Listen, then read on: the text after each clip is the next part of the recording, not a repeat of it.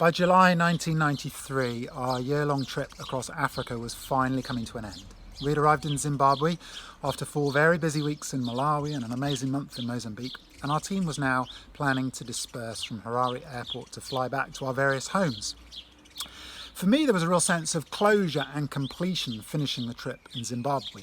This was a place where I'd spent 6 months back in 1988 and 1989 in my gap year after my A-levels, and it was on returning to England after that trip that the initial idea for the Land Rover trip was first born. And so for me, arriving back in Zimbabwe was wonderful. This was a country that I loved, where I had many happy memories. And as I look back now at 30 years of my life, I've been in and out of Zimbabwe numerous times, and I realise that Zimbabwe in itself is an Ebenezer stone for me. I have so many good memories of my life there. I remember arriving there as an 18-year-old. I went there to teach for 6 months in a rural school. I was a young adult. I was leaving home for the first time. I was baptised in the farm dam. I spent time getting to know the kids that I was teaching. I spent time with them and their families in their huts, learning Shona. I learned to shoot the catapult and was hunting with the kids out in the bush, sitting with them, eating sadza, fishing in the dam. And I built many friendships there that have lasted until this day. People that I worked with in Zimbabwe and in Mozambique and down in South Africa. And so Zimbabwe is a place of rich memories. I remember travelling with a group 24 hours overnight on the old steam train via Bulawayo up to Victoria Falls, one of the most amazing wonders of the world. And I've been there many times over the years. I've been to the falls in August at the height of the dry season when there's hardly any water in the Zambezi River and the falls are almost dry, but it's still incredibly beautiful.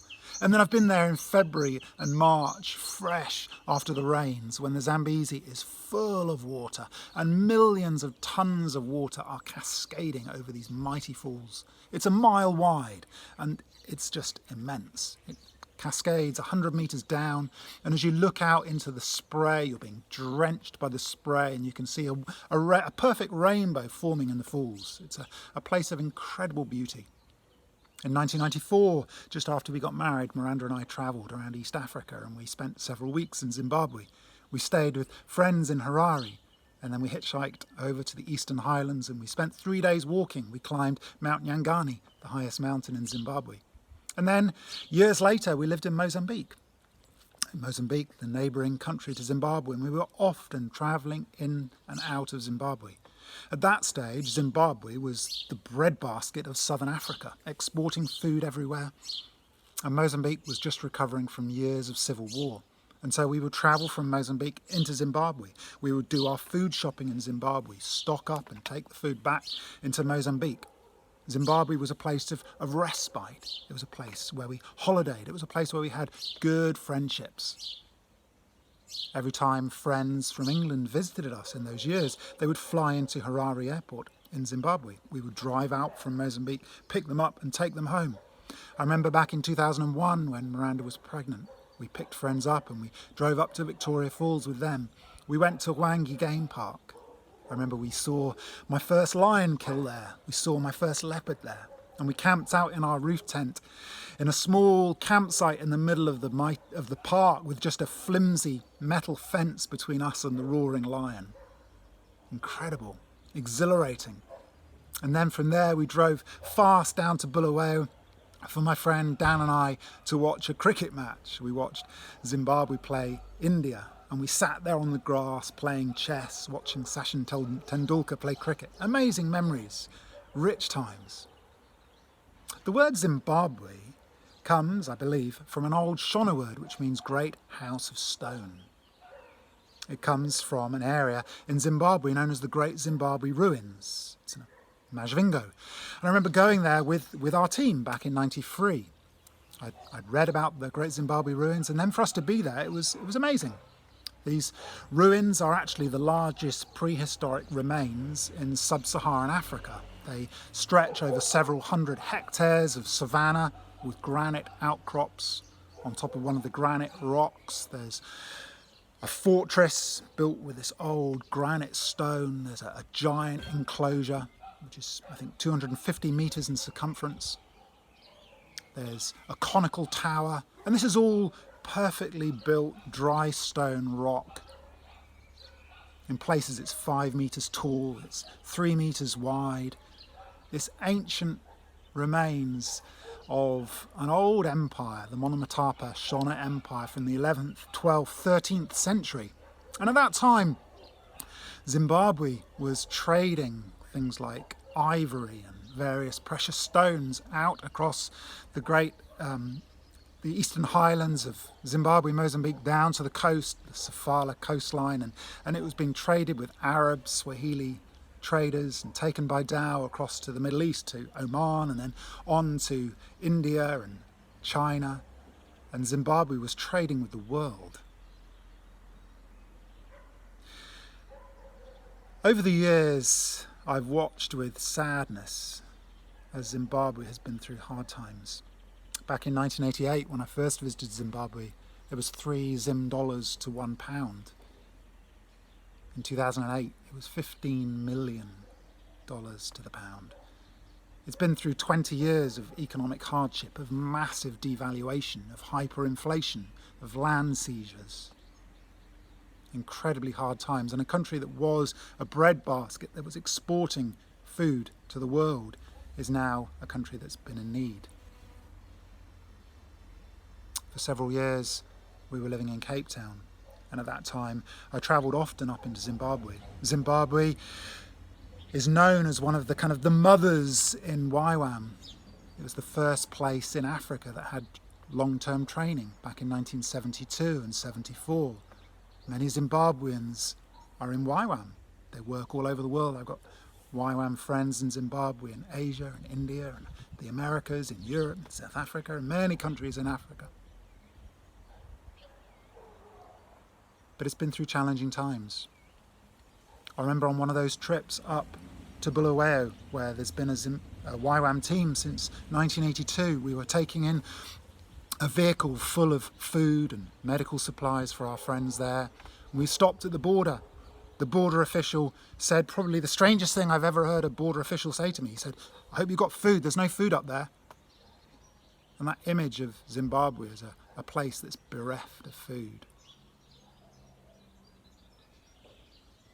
There was a billboard near the Bait Bridge border, just as you're about to cross the Limpopo River, and it said, "We know why you're here in South Africa, it's murder over there." Strange thing for a billboard to be saying. And yet there were 4 million Zimbabweans living in exile in South Africa at that point, having fled Zimbabwe with its empty shops, economic depression, seeking life somewhere else. And as we took food into our friends in Zimbabwe, it was with a real sense of recognising the challenge they were going through, just sitting with our friends, listening to the tough times they were with, and just trying to support them in those times. I remember on one of those trips, my friend and I stayed at a private game reserve. On that game reserve there were several huts. We stayed in one of the huts, but there was a beautiful rondavel made out of stone. It was an open kitchen bar area. It had beautiful dry stone walls. It had a lovely thatched roof.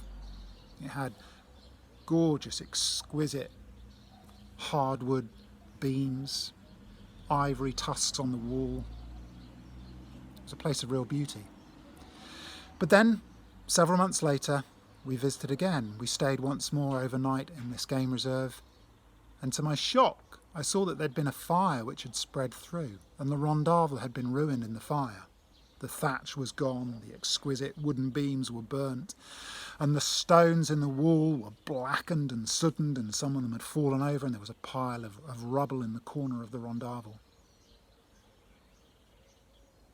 And somehow for me that was a picture, a metaphor of the state of the nation. Zimbabwe, this great house of stone, had been burnt by fire. The walls had tumbled down, blackened by soot. And as I travelled in the country on that visit, I saw men standing hungry, gaunt, outside shops, unemployed, and looked inside the shops and the shelves were virtually empty. Tough times. And as I sat there in that ruined rondavel, I was thinking about the story of Nehemiah. Nehemiah returning to Jerusalem to find the stone wall had been destroyed and had lain in ruins for 70 plus years, and his passion and vision to rebuild the walls. And he rallied people around him to rebuild the walls. And I remembered the taunt of Sanballat, who said to Nehemiah, "Can you take these stones, blackened as they are, can you take this pile of ruins and rebuild the wall?" And my hope for Zimbabwe, as I think back to so many happy memories, but I look at the challenging times they've been through, my hope for Zimbabwe is the simple fact that Nehemiah was a restorer. He took those blackened stones and he rebuilt the wall with those very stones. And that's my prayer for Zimbabwe, that God would restore, that God would rebuild, and that the challenging times that this beautiful nation has been through would finally come to an end.